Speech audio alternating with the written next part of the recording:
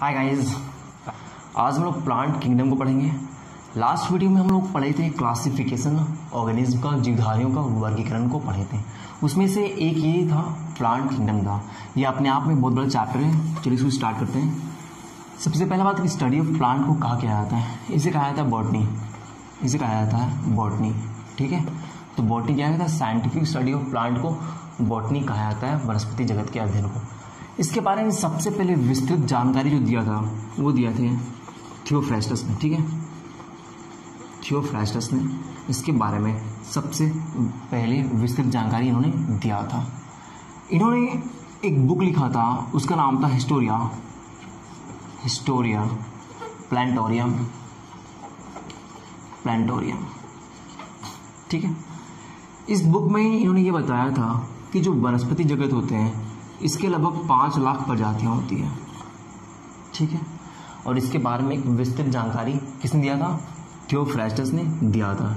इसीलिए इसे फादर भी कहा जाता है इनका, ठीक है, कि फादर ऑफ बॉटनी किसे कहा जाता है, वनस्पति जगत का पिता किसे कहा जाता है, तो इसे कहा जाता है आपका थियोफ्रास्टस को कहा जाता है, थियोफ्रास्टस को कहा जाता है, ठीक है। ये हो गया आपका स्टार्टिंग। इसके बारे में कुछ बातें प्लांट किंगडम के बारे में, ठीक है। अब बात करेंगे इसके क्लासिफिकेशन के बारे में, ठीक है। हम लोग एक चीज़ पढ़े थे लास्ट वीडियो में कि जब भी किसी भी चीज़ का जब डाटा हमारे पास कुछ ज़्यादा होता है तो हम उसका स्टडी करने में हमें प्रॉब्लम होती है, ठीक है। तो हम क्या करते हैं, उसे कुछ वर्गों में उसे क्लासीफाइड कर देते हैं। यदि 5 लाख प्रजातियाँ हैं तो 5 लाख के बारे में पढ़ पाना पॉसिबल नहीं है। ऐसा श्योर होगा कि कुछ में सिमिलैरिटीज होंगे सेम टाइप्स के, तो उन्हें एक ग्रुप में रख दिया गया। कुछ अदर में सेम टाइप से सिमिलैरिटी होंगे, उन्हें कुछ दूसरे ग्रुप में रख दिया गया। तो इस टाइप से भी इसे क्लासिफाइड किया गया है वनस्पति जगत को। और उस क्लासिफिकेशन को हम लोग, जब बात आता है क्लासिफिकेशन का, तो सबसे पहले नाम आता है एक लड़का, ठीक है। इन्होंने 1883 में इसे क्लासिफाइड किया था। इसे इन्होंने 2 भागों में क्लासिफाइड किया था। एक आपका आता है जिसे क्रिप्टोगेमी कहा जाता है,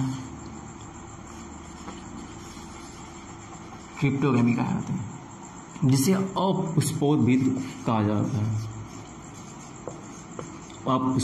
जाता है, वैसे प्लांट जिसमें पुष्प नहीं होते हैं, जिस पुष्प कब नहीं होगा, जिसमें बीज नहीं होगा, तो बीज, पुष्प और फल नहीं होते हैं, उसे कहा जाता है अपुष्पोद्भिद। जिसके अंदर फल, फूल या बीज नहीं होते हैं, उस तरह के सारे पौधों को कहा जाता है क्रिप्टोगैमी, ओके।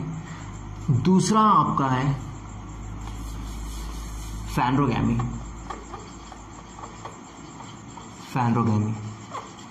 ठीक है, जिसे कहा जाता है पुष्पोद्भिद,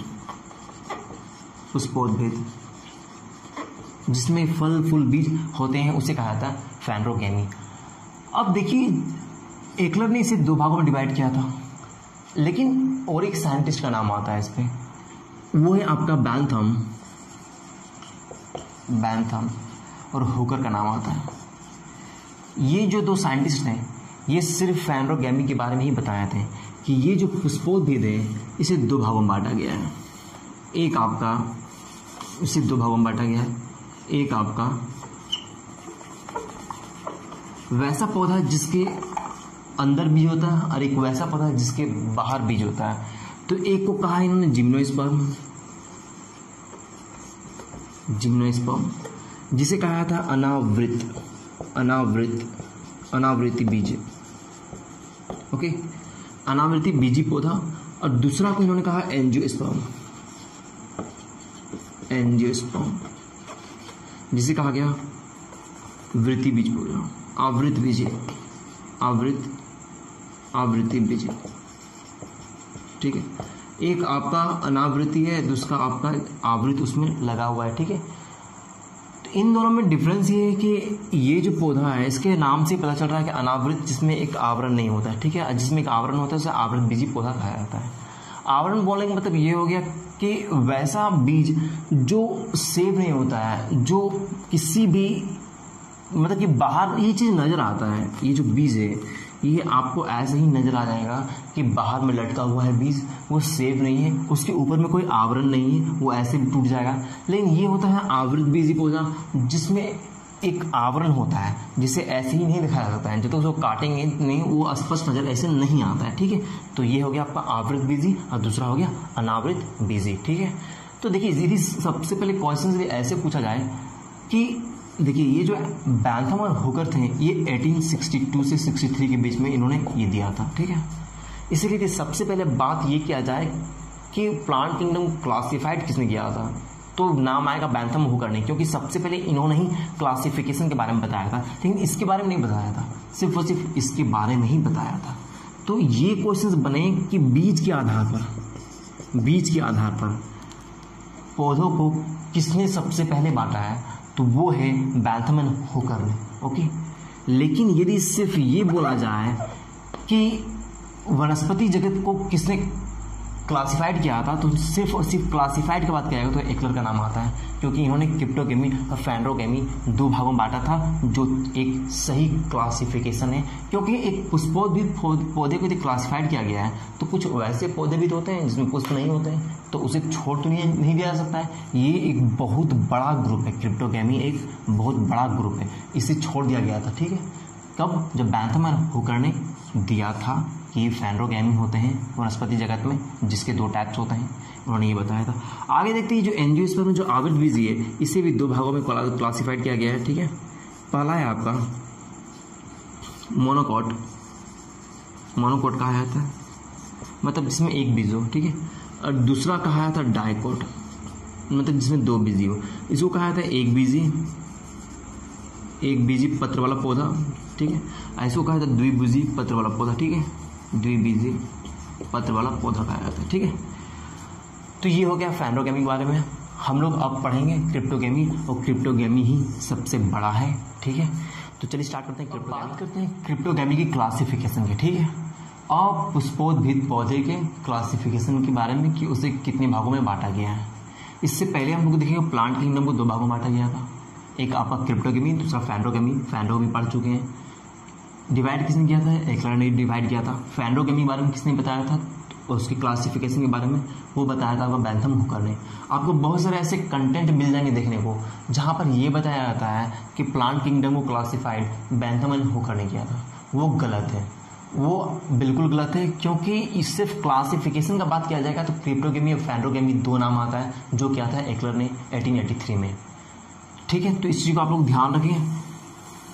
आगे देखते हैं हम लोग क्रिप्टोगेमी मतलब और पुष्पोद्भिद के बारे में। ठीक है, तो ये आपका 3 टाइप में ये भी डिवाइड है, ये आपका 3 टाइप में डिवाइड है। पहला कहा था थेलोफाइटा, दूसरा कहा था ब्रायोफाइटा,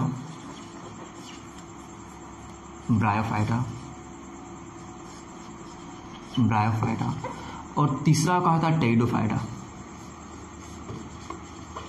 टेरिडोफाइटा। इन सबको हिंदी में भी ऐसे ही लिखा जाता है, थेलोफाइटा। इसका कोई एग्जैक्ट वैसा हिंदी नहीं होता। ठीक है, ब्रायोफाइटा और टेरिडोफाइटा ऐसे ही लिखा जाता है। क्रिप्टोगेमी कहा जाता है अपुष्पोद्भिद।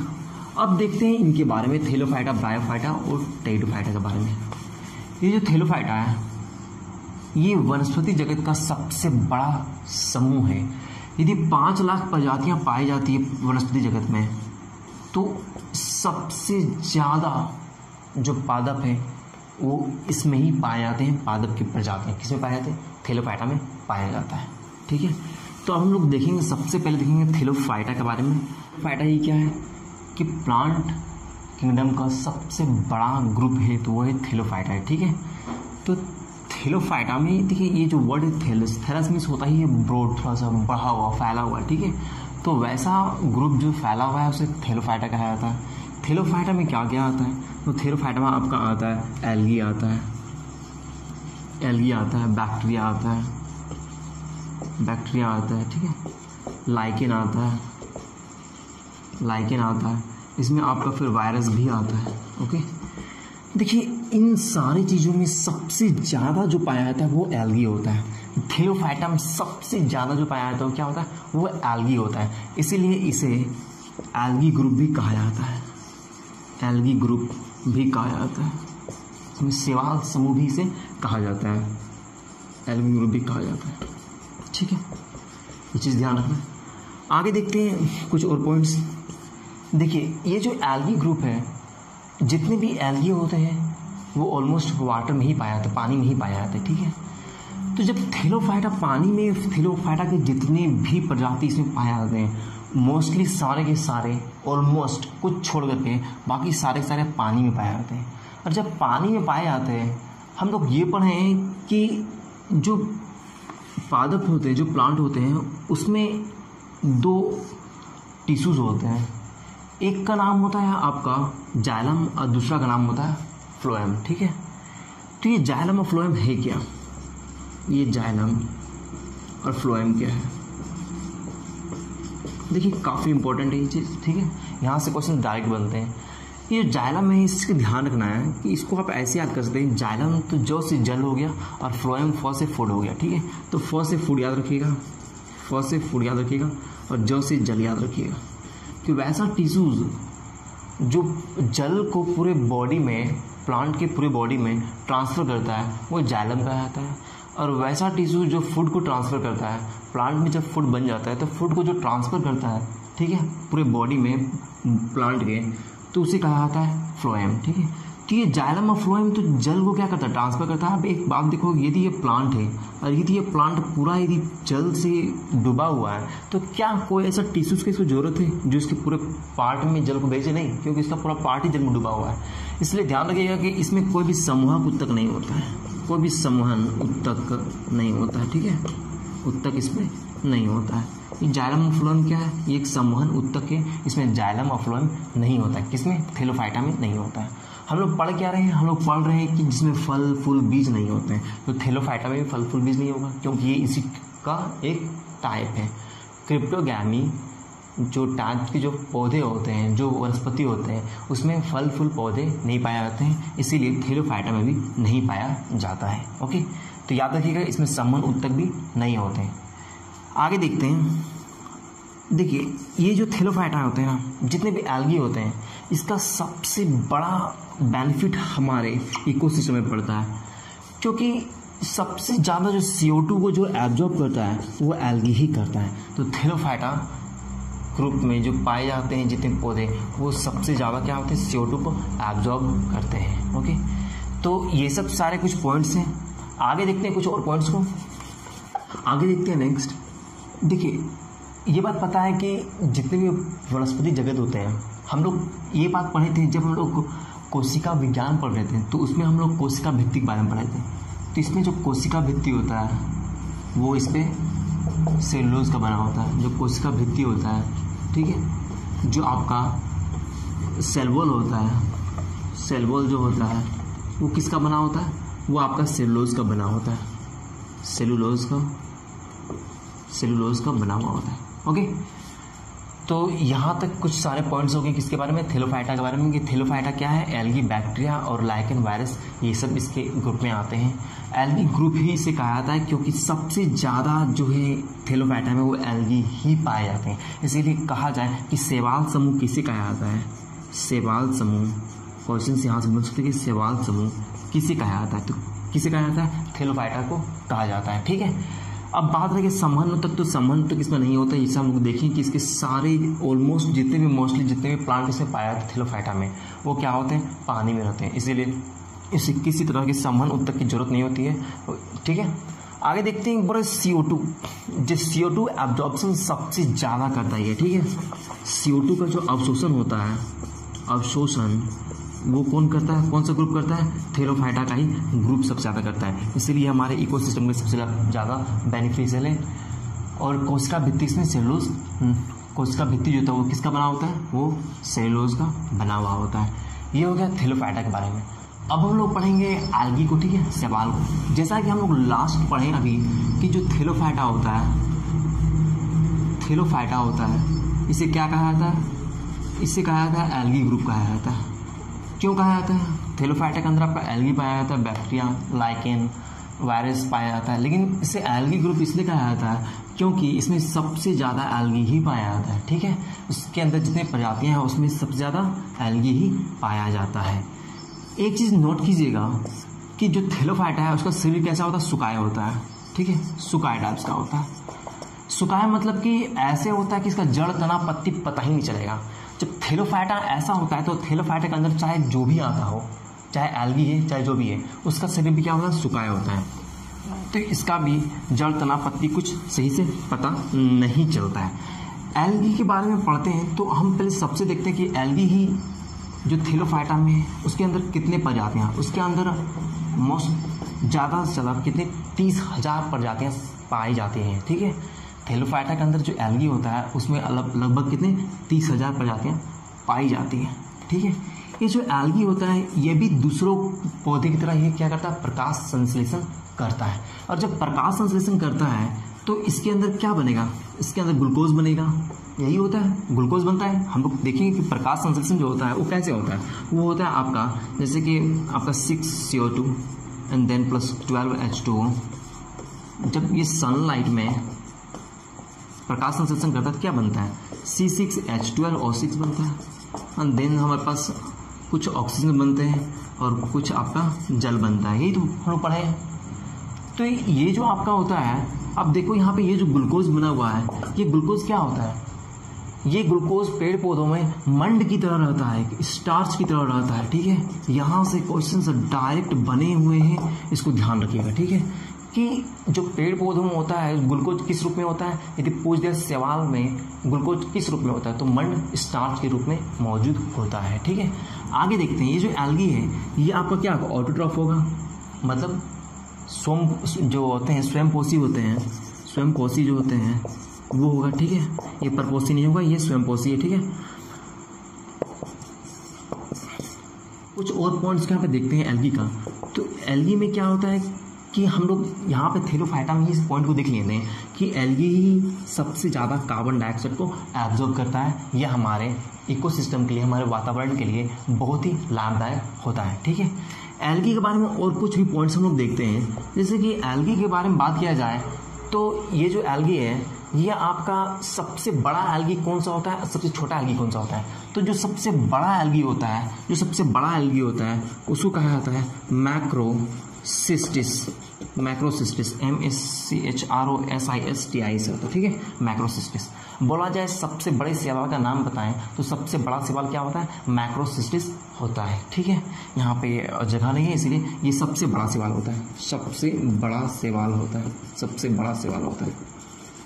हम लोग जब नेक्स्ट वीडियो में शैवाल के बारे में, शैवाल के टाइप्स को पढ़ रहे होंगे। ठीक है, शैवाल के कुछ यूज़ को पढ़ रहे होंगे। ठीक है, कि इसका यूज़ कहाँ पे होता है, दैनिक जीवन में कहाँ कहाँ होता है। ठीक है, और रेड सी में शैवाल का नाम क्या होता है। ऐसे शैवाल के बहुत सारे टाइप हैं और बहुत सारी चीज़ें जो कहाँ कहाँ पाए जाते हैं, वहाँ से क्वेश्चंस बहुत बार बने हुए हैं। उन चीज़ों को पढ़ेंगे तब भी हम लोग उसको देखेंगे। तो सबसे बड़ा शैवाल क्या होता है, मैक्रोसिस्टिस होता है। ठीक है, एंड देन बात करेंगे सबसे छोटा शैवाल का, तो वो होता है आपका एसिटोबुलेरिया। ठीक है, एसिटोबुलेरिया, ACETOBULERIA, एसिटोबुलेरिया। ठीक है, ये सबसे छोटा शैवाल है, सबसे छोटा, सबसे छोटा। लेकिन इस पे खास बात ये है कि प्लांट किंगडम में, पादप जगत में जितने भी पादप हैं, ठीक है, उसमें जो सेल होते हैं, जितने भी लिविंग थिंग्स हैं, सारे सेल के ही बने हैं, सारे कोशिका के ही बने हुए हैं। हम लोग ये चीज़ देखें, एक कोशिका ही एक क्या होता है, एक संरचनात्मक और कार्यात्मक इकाई होता है किसी भी चीज़ का। ठीक है, किसी भी प्राणी का, किसी भी लिविंग थिंग्स का। तो इसमें जो सेल होते हैं पादप में, उसमें जो सबसे बड़ा सेल होता है, सबसे जो बिगेस्ट सेल होता है, ठीक है, जो बिगेस्ट सेल होता है वो किस में पाया जाता है, वो पाया जाता है एसिटोबुलेरिया में ही पाया जाता है। ठीक है, जो सबसे छोटा शैवाल होता है, जो सबसे छोटा क्या होता है, ये शैवाल है। सबसे छोटा शैवाल में ही एसिटोबुलेरिया जो है उसी में सबसे बड़ा सेल पाया जाता है। ठीक है, यहाँ तक हम लोग का जो प्लांट किंगडम है उसमें से कुछ चीज़ों को हम लोग पढ़ चुके हैं। नेक्स्ट वीडियो में हम लोग शैवाल के टाइप, शैवाल के यूज़, वो हमारे दैनिक जीवन में उसका यूज़ कहाँ पे होता है, वो रेड सी में कहाँ पाया जाता है, टर्टल के ऊपर कौन सा शैवाल होता है, इस तरह के बहुत सारे क्वेश्चंस को हम लोग सही से देखेंगे। ठीक है, यदि वीडियो अच्छा होगा तो प्लीज़ वीडियो को लाइक जरूर कीजिएगा और चैनल को सब्सक्राइब जरूर कर लीजिएगा।